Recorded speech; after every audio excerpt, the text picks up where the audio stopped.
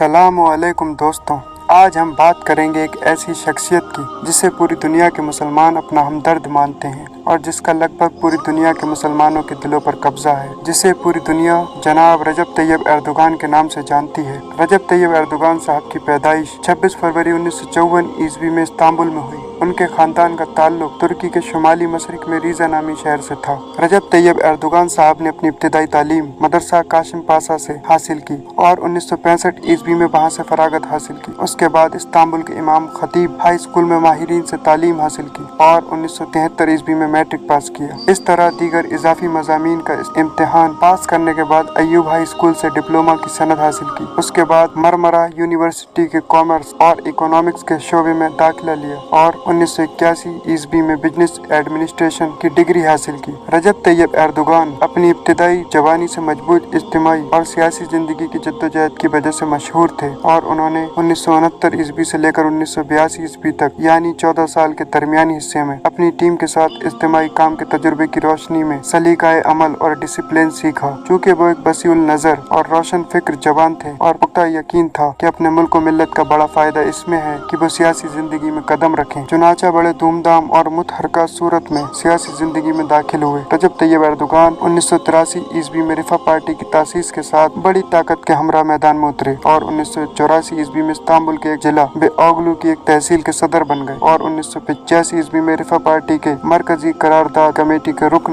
मुकर्रर पाए। इस अरसे में रजब तैयब एर्दोगान ने बड़े पैमाने पर कोशिशें की, खुसूसन जवानों और औरतों को सियासत की तरफ रागिब किया। इस दौरान मुआशरे में सियासत की तरबीज और कौमी मफादात के लिए अहम इकदाम उठाए। यही वजह थी कि इन इकदाम के नतीजे में नई तंजीम रिफा पार्टी ने बाजे बरतरी हासिल की। इस पार्टी ने 1989 ईस्वी में जिला बेओगलू के बल्दियात इंतखाबात में बड़ी कामयाबी हासिल की और ये मुल्की सियासत में काबिल तकलीद समझी जाने लगी। 27 मार्च 1994 ईस्वी से 1998 ईस्वी तक इस्तांबुल के मेयर रहे। 1997 ईस्वी में रजब तैयब एर्दोगान ने सीरत शहर के एक जलसाए आम में दौरान खिताब एक शायरी मिसरा पढ़ा जिसके अल्फाज ये थे: गुंबद हमारी जंगी टोपियां हैं, मस्जिदें हमारी फौजी छावनियां हैं, साले मुसलमान हमारे सिपाही हैं, कोई दुनियावी ताकत हमें शिकस्त नहीं दे सकती। इस जलसाए आम के बाद महज इस शायरी मिसरे की वजह से 12 दिसंबर 1997 ईस्वी को जेल जाना पड़ा, जिसके नतीजे में उन्हें तुर्की के बड़े शहर इस्तांबुल के गवर्नरी से माजूल कर दिया गया और 2001 ईस्वी में अब्दुल्ला गुल के इत्तेहाद में जस्टिस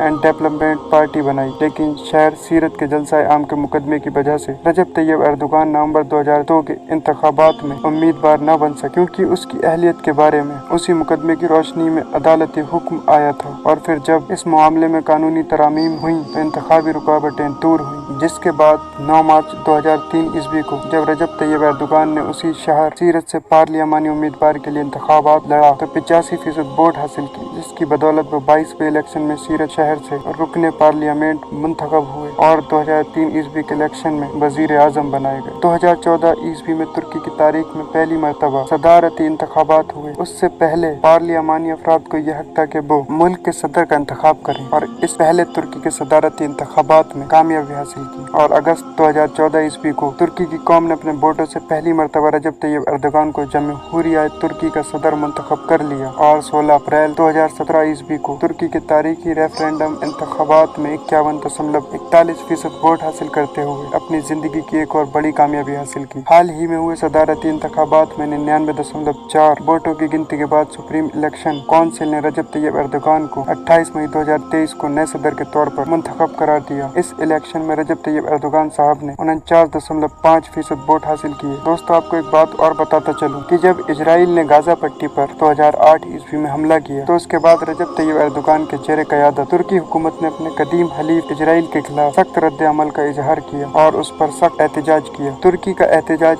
यहीं नहीं रुका बल्कि इस हमले के फौरी बाद दाऊस आलमी इक्तिसादी फोरम में तुर्की रजब तैयब एर्दोगान की जानिब से इजरायली सदर शमऊन पेरिज के साथ दो टूक और बरमला इजरायली जराइम की तफसीलात बयान करने के बाद दाऊस फोरम के इजलास के कन्वीनर की जानिब से उन्हें वक्त न देने पर रजब तैयब एर्दोगान ने फोरम के इजलास का बायकाट किया और फौरी तौर पर वहाँ से लौट गए। इस वाक़ये ने उन्हें अरब और आलम इस्लाम इस्लाम में हीरो बना दिया और तुर्की पहुंचने पर फर्जंदान तुर्की ने अपने हीरो और सरपरस्त का निहायत शानदार इस्तकबाल किया। उसके बाद 31 मई बरोज पीर 2010 ईस्वी को मैसूर गाजा पट्टी के लिए इमदादी सामान लेकर जाने वाले आज़ादी बेड़े पर इजराइल के हमले में 9 तुर्की शहरियों की हलाकत के बाद फिर एक बार आलम अरब में हीरो बनकर उभरे और अवाम से लेकर हुकूमतों ने तुर्की और तुर्की रहनुमा रजब तैयब एर्दोगान के फिलिस्तीनी मसले खास तौर पर गाजा पट्टी के हिसार के खात्मे के लिए ठोस मौक़िफ़ को सराहा और मुतअद्दिद अरब सहाफ़ियों ने उन्हें कायदे मुंतज़िर करार दिया और वो वाहिद वज़ीर आज़म है जिन्होंने बांग्लादेश में जमात इस्लामी के रहनुमा की फांसी पर तुर्की के सफ़ीर को वापस बुलाने का ऐलान किया है। तो दोस्तों ये थी आज की वीडियो। ऐसी ही और इन्फॉर्मेटिव वीडियोस को देखने के लिए